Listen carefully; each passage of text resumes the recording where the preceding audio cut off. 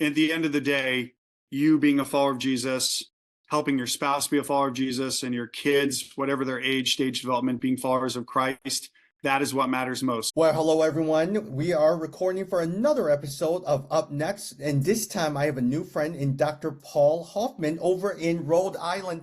Paul, I've never been to Rhode Island before. I'm looking forward to listening to you about Rhode Island and all of the different things that you're doing. So welcome. It's so great to be here. Thanks for having me, Tommy. Thank you. Hey, talk to me a little bit about your life, because I look at it. You are the lead pastor of Evangelical Friends Church of Newport, Rhode Island. But yet at the same time, you're also teaching at Gordon College, Berkeley College. You're also doing a lot of stuff in City Unity. And talk about all the different things you're up to. Well, thanks so much for that. Just a little bit of background. I was born in Vermont, raised in Portland, Maine area. And then I went to Gordon College, biblical studies major there. Met my wife, Autumn, there. She's wonderful. I could spend the whole podcast on her, but I know that's not what we're talking about. And then we got married. I went to Gordon Conwell. So I took 1 month off in between college and seminary, which I don't necessarily recommend. That was a tough transition. I didn't take a break, but I studied under some great homiletical scholars like Haddon Robinson and Scott Gibson. That's where I met one of my co-authors, Dr. Matthew Kim, who now teaches at Baylor University, Truett Seminary. And then from there, the Lord called us to be church planners out in Denver, Colorado. We did that for about 3.5 years. That was a big growing experience. I was not successful, in attempting to plant a church there, but the Lord taught me a lot. Worked in the business world for a while. So I actually do have an understanding of financial services industry. I worked there for 3 years, had a Series 6 and 63 securities license for a company called Great West. It's now called Empower. And so then the Lord called us to Rhode Island. And so I've been pastoring in a community that is a small city called Newport, Rhode Island, only about 26,000 people, but it has a huge global reach in the sense that we have the U.S. Naval War College 2 miles from the church. And so we have a lot of students that are coming not just from the U.S. Military, but also other militaries around the globe that we have a cooperative relationship with. So you have people that will come from Turkey, people that will come from Mexico and Nigeria, and virtually every nation that the United States has cooperative partnerships with across militaries and navies and armies, et cetera. And so we have a lot of international students here. We also have a big sailing community. So, people in the sailing community come from all over the globe. We have Salve Regina University. So they have students that come to study at Salve Regina University. And the tourism industry, we have people that come here on B3 visas, from Eastern Europe. So even though it's a small city in Rhode Island, you actually have a huge international footprint. So it's really cool to live in a place that has both a long history in America, but then has people coming through all the time from all walks of life and all over the globe. Yeah. And I was intrigued by the very fact that you mentioned that you were pastoring and started church planting in Denver. Yeah. As you look back, what did you learn from your experience church planting in Denver? What made you transition to the marketplace world and then transition back to a place in Rhode Island? Talk to me about that. That's a great question. Thanks for asking that, Tommy. So what happened was at the end of seminary, I had a chance actually to continue graduate studies over in Edinburgh. And, I realized I need to go preach to people. I don't want to just keep studying homiletics. I want to actually immerse myself in people's lives. And, it's a practical theological discipline. So preaching isn't like church history. You could just stay, in an ivory tower, if you will, and study it the rest of your life. It's something you need to go do. So the Lord opened the door for us to move to Denver. And while I was there, I was what we now call co-vocational, or the old word is tent maker. So while we were raising support, I ended up getting a job in financial services. That was part of the church planting effort, was to get to know people in the marketplace. And so I spent 3 years working at Empower Financial Services. What I did learn is that it was hard it's really difficult to be co-vocational, to be a tent maker, to both raise your support and train, get ordained in ministry, train in a local church, because we were doing a mother church, daughter church model. And then we bought a house and had our first son there. So it was actually, I found balance to be a really big challenge, to commute into Denver, go work my day from around 7 to 4, and then come home and then meet with the launch team, send out fundraising letters, emails. It seems like you're resonating with this. No, totally. And at the same time, it's even the whole idea is you have to work on deliverables, right, Paul? Because in some sense, a lot of times you have sales goals, you have different goals, you have to make an ask, you get rejected, all of that. You have to work through all of those different things. And sometimes with the pastor who has never worked in it, it's easy for the pastor to say, Paul, let me just pray for you and that the Lord will provide. But what happens if he doesn't provide in the way that we want him to do? What happens when we have kids, we have to provide food on the table, yet we're so tired that when we get home, we still have church planting duties, we still have pastoral duties, you still got to work on a sermon, all of those things. So you have to learn that over time. Yeah, it was challenging. And to be honest, one of the great gifts is now that I'm in full-time ministry, in a very older established church, probably one of the oldest evangelical Friends churches in the United States, going back to the early 1700s. We trace our history back to that.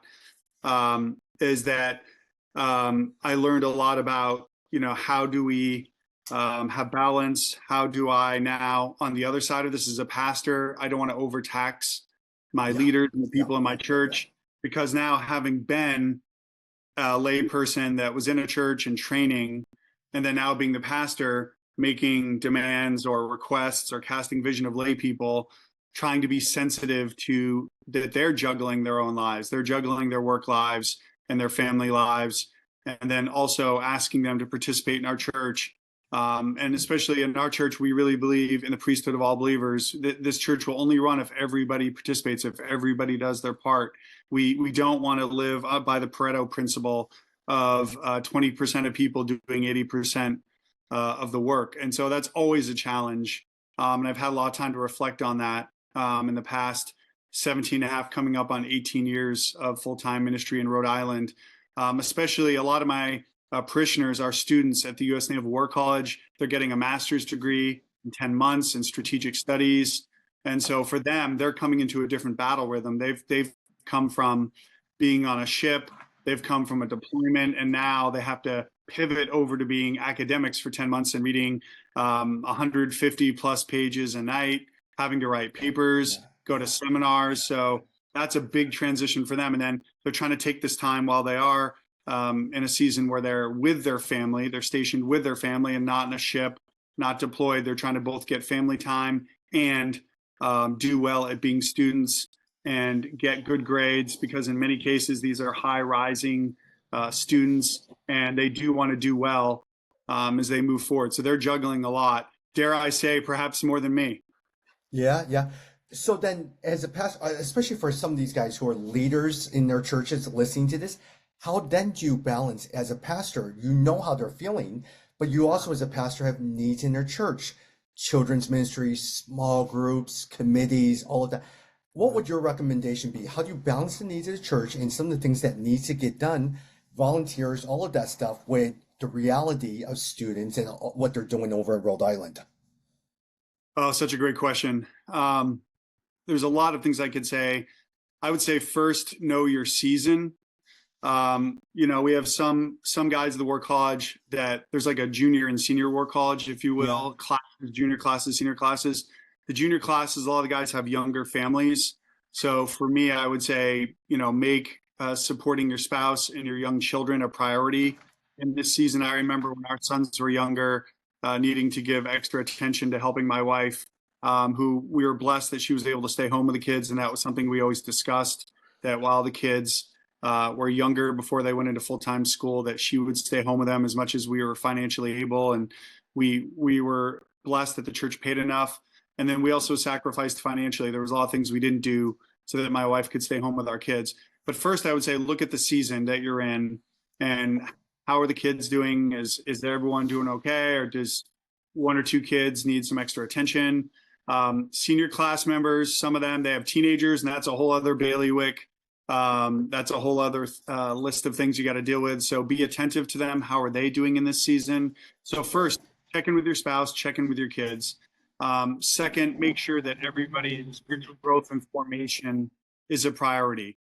At the end of the day, you being a follower of Jesus, helping your spouse be a follower of Jesus, and your kids, whatever their age, stage development, being followers of Christ, that is what matters most. So, participating if you can in a community group, your home devotional life, whatever that may look like, those are your first priorities.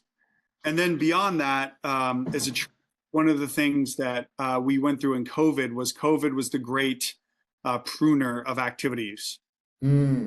Everybody closed down, and to my knowledge, virtually everyone closed down. In March of 2020, we found out, what does it really take to run and sustain a church?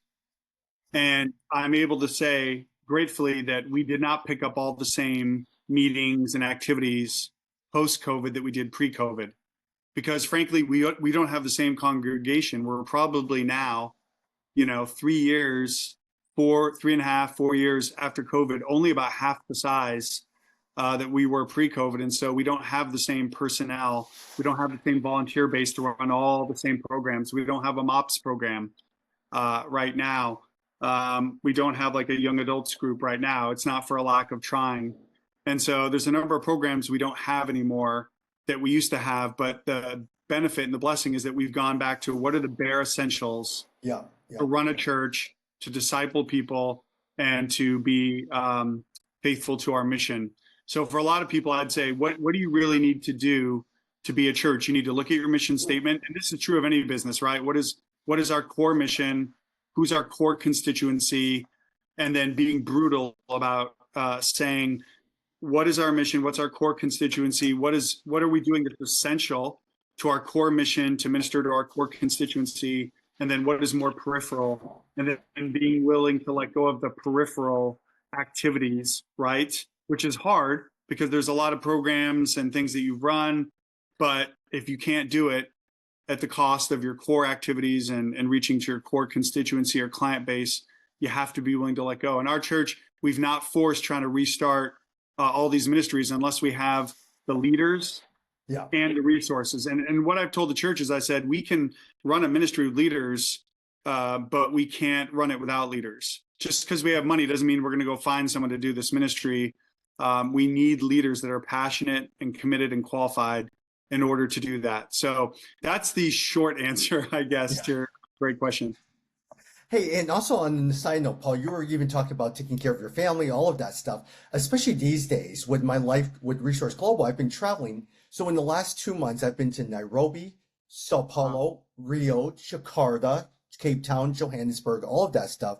And Paul, I still remember what my dear friend, Dr. Crawford Lawrence would say. He says, Tommy, when you travel, you have to make sure that you get your rest as much as you can, especially as you get older. Because as soon as you get back, you have to remember your spouse, whoever it is, husband or wife and all that stuff, has had the kids now for a whole week that you've been gone. And you're going to be tempted as soon as you land to sit there and say, I'm going to veg, I'm going to rest, I'm going to watch TV. That is unfair to your spouse and to your kids that you're doing all these different things. And so that means when you're traveling, whether or not you may not be able to go sightseeing, you may not be able to stay out late, you may have to go to bed early, whatever you have to do, prepare and rest yourself. Still do the work, still do all the work, but prepare yourself that when you get home, you're ready to engage with your spouse and your kids and all that stuff. And I have always remembered what he said about being, in terms of what you're saying, you got to take care of your family and never let, in some sense, ministry becomes an excuse for you to ignore the family. Yeah, that's invaluable advice. And I've tried to do more of that as I've gotten older. One thing I would add to that is making sure I observe a Sabbath. There's no way I would be the pastor of our church and complete a PhD and author books and do the prayer meetings and networks. I move in if I didn't take a Sabbath every consistently Tuesday. I take mine on Tuesday, which is a bit different because when I was in graduate school, my pastor at Grace Chapel, Brian Wilkerson, who just retired recently. He took his on Tuesdays, and he said the reason I do that is because on Mondays I'm feeling pretty wiped out, and what I don't want to do is give that wiped out, tired energy to my family. So I'll go in the office, I'll do some administrative work, might start some work on researching the sermon, but normally I'm in a better place to observe Sabbath on a Tuesday than I am on a Wednesday. And he really held to that. And I've made it my ambition to hold to that, to have a weekly Sabbath. And then I try and go minimally digital, not spend much time on my iPhone. And then, of course, vacations every year. I try and take a good 10-day to 2-week vacation, whether it's going up to New Hampshire and doing some hiking or going over to Europe. As I did my PhD at University of Manchester, I would always go the first 2 weeks pretty much of June. And even though I was in a scholastic environment, I wasn't in a ministry environment. There was a lot of pastors there, and I just found it really refreshing and stimulating to be around other ministry workers, but we were talking about things other than ministry. And we talk about what we're studying. We talk about what's going on in our lives. And so in a sense, that was an odd kind of vacation, if you will. But also I use that as an opportunity to take some time and go visit different cities around Europe, because I have a sister who lives in Jerusalem, does ministry in Jerusalem. And so we'd normally coordinate to meet in a city that we had never been to. So during that 2-week window, I try and break away for 2 or 3 days and, go visit like a Dublin, for example, or we go to Lisbon, or, we would go to Hungary. We'd go visit Scotland, and we have ancestors that go far back in Scotland. So yeah, I recommend that people do activities that refresh them. And I would agree with you, Tommy. You also have to be careful about your battle rhythm, is what they call in the military, that you have to prepare yourself for the before and the after, and don't, cook yourself while you're doing the work and then come back and have nothing to give to your spouse. If you have a spouse and kids, you want to come back in a somewhat rested place, or at least in a position where you can minister to them, be available to them, not just veg out on the couch and stare at Netflix or YouTube for a couple days. Yeah. And then I also noticed you have hobbies: harvesting sea glass, tennis, English Premier League and soccer and all that stuff. And sometimes you got to have some of those hobbies. Like, for instance, Paul, I love stats. So I have a weekly podcast on fantasy football where I just sit there and talk about fantasy football because it allows my mind to rest. And I fancy myself as this radio host one day because I just love talking. I just love looking at stats and playing fantasy football. That's awesome. If it refreshes your soul and it's different than what you're doing, I say do it. The key is that it refreshes you and it gets your brain. A lot of us that are high achievers, it's hard to just shut off our brain. So I like the idea of doing something that's intense, that gets people thinking outside of their normal way of thinking. So I know people that do, martial arts, right? They like to do tournaments, or they like to do golf.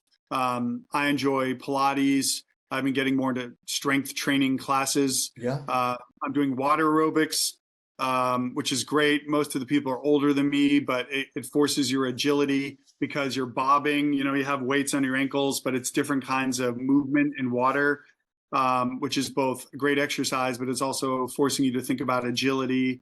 So yeah, whatever it is that people do, sea glassing, marathoning. I do love to read biographies. I've actually been reading Walter Isaacson's biography recently on Elon Musk. And so I find other people's lives fascinating. So whatever it is, people need to find a hobby that replenishes their minds, their hearts, and their souls, and gets them outside of their work. Because if you do something related to work, you're really just going to be, I would say, cheating. Continuing. So good for you with fantasy football. By the way, how are you doing year to date? Are you willing to confess that? I'm doing really well. I have a pretty good team, but at the same time, Paul, I never want to be the number one on the team. I want to be number 8 and sneak into the playoffs and make my trades all day with injured players. So I am sitting there on Christian McCaffrey, Puka Nacua, all those guys, because going to playoffs, I want an all-star team. That's always what I'm going after. You're a silent assassin here. You're really good at the strategy. Yeah, and hey, and also biographies. I've been reading Eisenhower. I just finished that, and I've been working on Truman. I love the president biographies where I learned their thinking, how they were leading during those times. Agree. I'm the same with you. Yeah, figuring out how people lived under intense pressure. Um, I think it's fascinating. I'm a big fan of David McCulloch, or Yeah, McCulloch. yeah. So yeah, I could read his stuff all day. So good for you. I welcome finding out more of your insights in the future. Well, in the future, I also want to talk to you about experience working with Haddon Robinson, Tim Keller, all of that Yep. stuff. I could sit here all day and talk. We're going to do a whole separate podcast on that. But the one thing I was interested, and we're Yeah. going to talk a little bit about your book next, is you won an award in 2020. The Evangelical Homiletic Society gave you an award which recognizes an outstanding paper presented at their gathering. What was that paper on? Yeah. So thanks for asking that. Um, Interestingly, I think I started all this during COVID, beginning of COVID, and basically the paper was on how do we as preachers and ministry leaders communicate and preach on unity and reconciliation. And so Um, it ended up being, I think I created a 5 or 6 step process or an approach that we call it homileticians, but I would broadly call it communicators or teachers. How do we promote unity and reconciliation? And so it turned into a paper proposal, which was accepted. That year, the Evangelical Homiletic Society ended up doing it on Zoom because of COVID. But then at the same time, it turned into a book project. And I invited one of my best friends, Matthew Kim, who is right now one of the top experts in the area of homiletics. He taught for many years at Gordon Conwell, which is where he and I met. And now he's at Truett Seminary. It's part of Baylor University.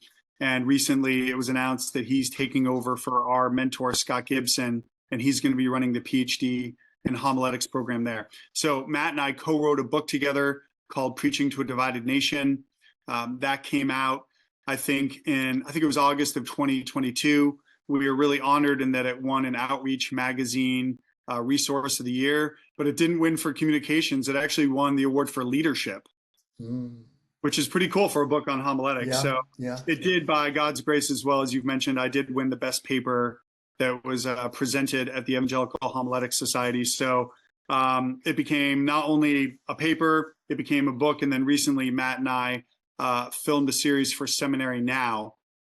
And it was Yeah, yeah. Uh-huh. just released on October 2nd. So now it's a video series that actually Matt and I, had I met you sooner, I would have loved to meet up with you. But at the beginning of June, we both flew to Chicagoland, and we filmed it over 2 days. I think in Oak Brook Yep. was the area. So Lyle, Illinois. yeah, we were in Hinsdale Yeah. Church. Very good. We're going to have you and Matt come, especially with all of our different leaders. I want them to hear from you in terms of how to, like, for instance, the elections are coming up, right? In the place where you're right near the Naval War College, it's not like you can sit there and say, all right, guys, I want you to vote Republican. I want you to vote Democrat. How do you preach? And a lot of times, Yeah, some pastors just completely avoid the topic. What would you say yeah. to people during this election season then? Yeah, it's difficult. And we've been on a number of podcasts and other ways of getting the word out because the video series just came out, and we're always trying to encourage the book because we're not polarizers, we're not flamethrowers, we're not out there to upset everybody. And if anything, we're trying to get people to bear into the gospel of reconciliation, which is what Scripture teaches it to be. Right, the end of or we could say the book of Colossians talks about this gospel of reconciliation. Second Corinthians 5, the apostle Paul says that we have the message and the ministry of reconciliation. And I would argue the identity, an identity rooted in reconciliation, because he says we are ambassadors of Christ. So, more directly to answer your question, I think I'm used to doing it here because Rhode Island is a blue state. Rhode Island always votes, like most of New England, it always votes for the Democratic candidate. And yet my church has people from across the United States that have lived in the South, in the Midwest. They've lived in rural America. They've lived in different socio-economic, political, and class context. So I actually have what I would call, Matt Kim and I would call, a purple congregation, where at least 20 to 30% of the congregation would vote for one party and the other 60 to 70% in the very least. I haven't done an official poll, but knowing my church, I've got 30 to 40% that will vote one way, and then, one party, and then the other percent of the church would vote for the other party. So, right, you mix blue. If anyone knows the color wheel, I guess, you mix blue and red, you get purple. So what we do is in the book, and I'll just give you the first 3 steps. We lay out 7 steps, but the first thing we say is when it comes to the topic of politics, we need to focus on a theology of unity and reconciliation. We need to focus on the gospel of Jesus Christ, that ultimately we have a king and a kingdom that transcends America's political parties. And to be honest with you, Tommy, I don't see Democrats and Republicans in Scripture. I see a God that cares about his people. I see a king that rules over a kingdom. I know that the Scripture very much cares about poverty. It very much cares about race issues. It very much cares about valuing all of life from conception through the elderly. It very much cares about people's living conditions and whether they get fair wages, whether they have opportunities to have good housing. Like, this is biblical, right? But in America, we live in this hyper-polarized environment. In fact, sociologists are calling it now. I didn't come up with this term, but sociologists call our partisan politics a mega identity, which means it's consuming. It's all consuming. And it used to be that Democrats live next to Republicans, live next to independents, live next to people that never wanted to vote. And now it's gotten so bad in the last 50 years that it's actually how people vote is dividing up where they live, who they socialize with. Studies are indicating it's even influencing the kind of jeans you wear, that Republicans tend to buy Wranglers and Democrats tend to wear Levi's. It's even depending on what coffee shops are available, that Republicans in many cases will drink Dunkin' Donuts and Democrats will drink Starbucks. I mean, it's gotten that crazy. And in the Bible, we call this an idol. An idol is a false god.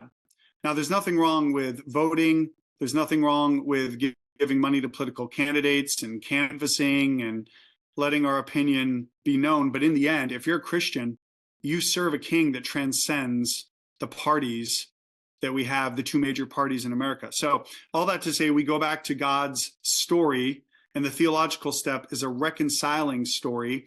And we make the case that we can understand Scripture through what we call a reconciling narrative.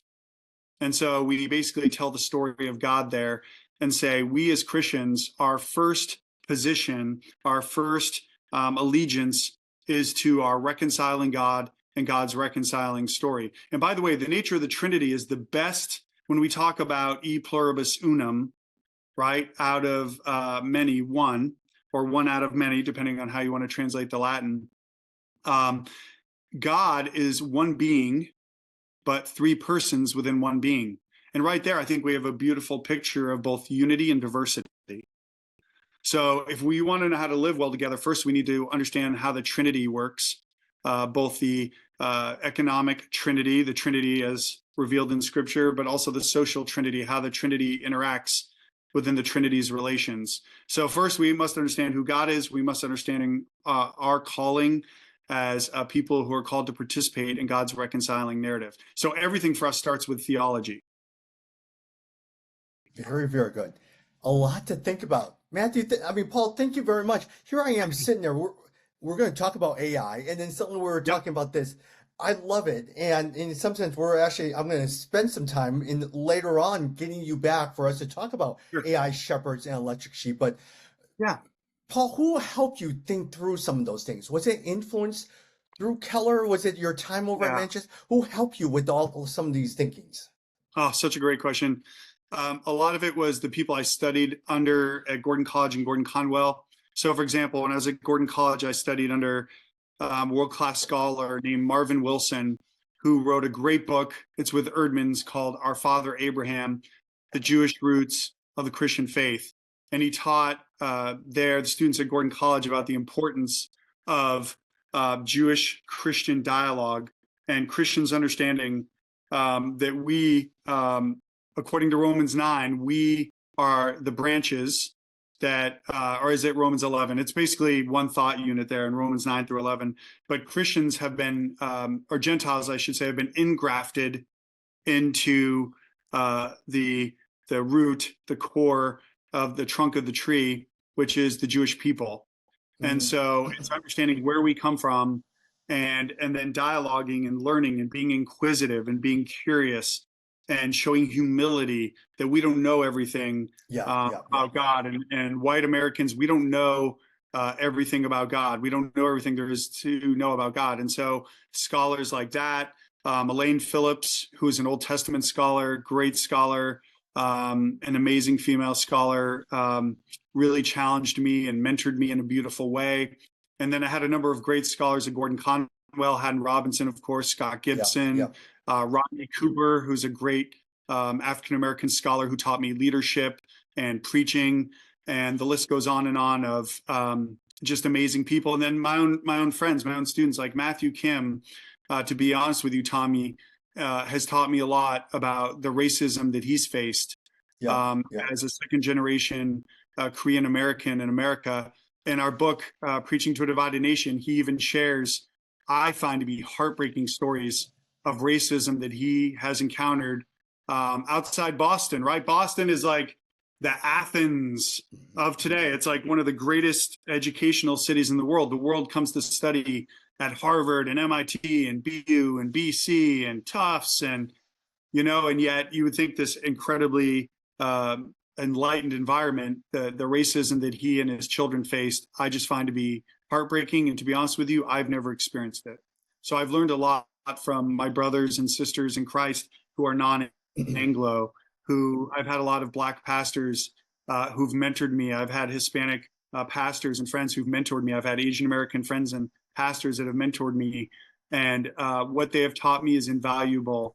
And it's humbled me, and it's made me go deeper in my faith and question some of my own upbringing and my own perspectives. Yeah, Paul, it reminds me of even our late friend Ray Bakke, who really mentored me along the way, and that really developed me a foundation to love the nations. And he said, and he kept telling me, Tommy, you got to be a student of where you are. You got to be a student of the nations, because God has created a plan way before you were born. He knew who was going to be there. He knew what context was going to be there. Don't ever be the American that goes in with all of the answers, but listen, ask questions, be inquisitive, honor the culture, honor the people, and then ask yourself, Lord, how can I be part of what you're doing? I have never forgotten that about Ray, and it's laid the foundation for our work in Jakarta, Nairobi, all of these different places. Amen. Yeah, Ray Bakke, what a wise saint. And I'm so glad he got to mentor you. I learned from him in a secondhand way of not knowing him personally, but through his writings and those people that he's influenced. Yes, we need to come to the majority world. We need to come to others with humility, not assuming that we know who they are and what they believe and we have all the answers, but coming in a posture of learning and a posture of, I don't know everything there is to know. Would you teach me what it is that, God, what have you through your spirit implanted in this person or these people, these many gifts? I want to receive those gifts, but to receive a gift, right? You know this better than I do, Tommy. We can't receive a gift with clutched hands. We have to let go of something to receive something. Yeah. But it really does come with a demeanor of humility that I don't know all the answers. The Americans in the Western world don't have all the answers. We may be blessed with wealth and all of that stuff, but how do we begin to allow those from Africa, South America, Asia to have a voice in what we're doing as well too? Amen. And that's, by the way, one of our big, that Matt and I have focused in our book, Preaching to a Divided Nation. I've done that in my local prayer ministry here, where I pray with people of different ethnicities and generations, theological backgrounds.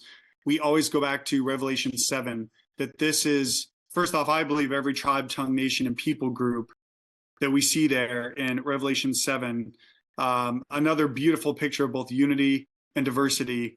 I believe, Tommy, that's what's happening in heaven right now. I believe that's what's going to happen in heaven throughout eternity and the new creation, the new heavens and the new earth. And what I love about it is that in that picture that John gives us in Revelation, I call it a porthole into heaven. People are not whitewashed like a carton of eggs. John notices there are people of different ethnicities. He notices there are males, females. He notices that there are people there in today, our language, the global north, global south, global east, global west, the majority world. So he notices that people are not whitewashed, right? I find that to be fascinating. And yet there's unity because everyone is wearing the white robe. If you look there in Revelation 7, and I believe that is the imputed righteousness of Jesus Christ. And they all have the same object of worship, which is the lamb that was slain. So we have the same object of worship. That brings unity. We have that we're all on the same level and that we all needed the imputed righteousness of Jesus Christ to be made right with God. And yet we still have different ethnicities. We have male and female. We have young and old. We have people of different, when they're on earth, different socioeconomic and class and educational backgrounds. And yet they all have the same object of worship. That, to me, if we're not doing that now, we are not preparing well for our eternal future. Wow, very good. Paul, we are going to have you back on. We're going to have to talk about AI shepherds and electric sheep, your new book that's coming up and how you got into that. I want to talk to you about your lessons from your PhD from Tim Keller. I want to talk to you about Manchester. I want to talk to you about unity, because the problem with unity is we can all come together and say, we want unity, but how do you actually attain unity? How do you actually create projects that you're working on together? And what happens when people disagree? How do you work through some of those things? I like to talk with you tangibly about that as well, too. So thank you so much for just jumping on. And I have a feeling we're going to have more conversations about this in the future. Yeah, I welcome that. And Tommy, just thank you for what you're doing. I'm getting to know your work better, and praise be to God. I pray he blesses it, he multiplies it. Your humility, your resourcing and equipping, and also learning from people in non-Western contexts that are doing phenomenal work. They're in the grind day in and day out. They don't always get the recognition that they deserve. I believe in heaven they will have so many crowns. They'll have to have a stronger neck to hold them. But thank you for the amazing ministry work you're doing. Thank you. Thank you very much. We'll talk soon, Paul. You got it. God bless.